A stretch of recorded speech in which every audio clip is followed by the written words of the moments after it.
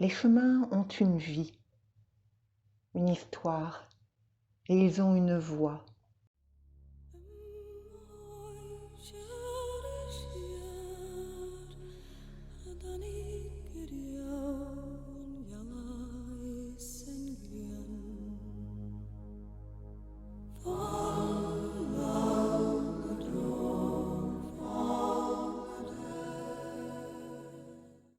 Elle chante la voix des chemins, les amours, les chagrins et les joies de tous ceux qui les ont traversés et dont ils gardent la mémoire.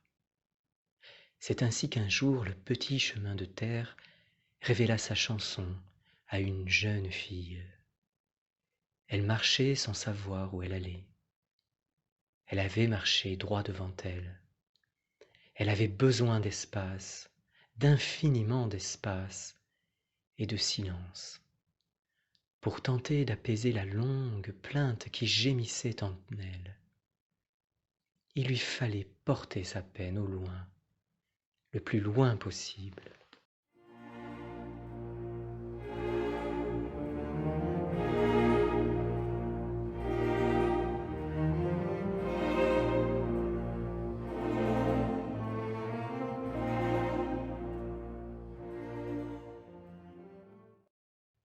Et c'est ainsi qu'elle se retrouva un jour au milieu du petit chemin de terre où plus personne ne venait. Quand le petit chemin sentit les pas de la jeune fille se poser sur lui, son vieux cœur de terre et de poussière se mit à tressaillir. Au fur et à mesure qu'avançait la jeune fille, sa mémoire endormie se ravivait. Sa voix si longtemps tue se releva du silence, tissant un fin murmure.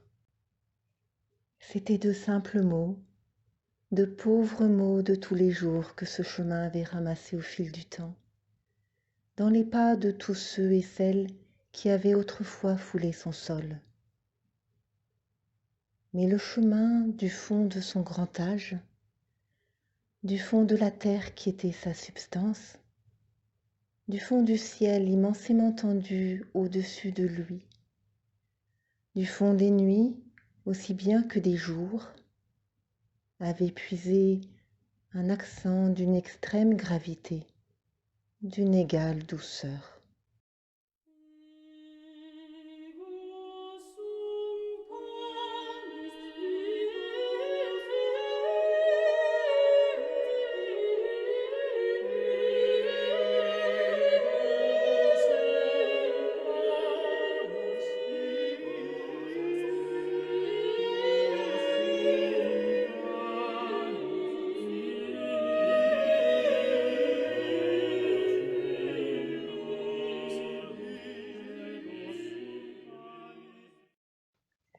Écoute, jeune fille, murmura la voix, écoute la chanson d'un vieux chemin de terre.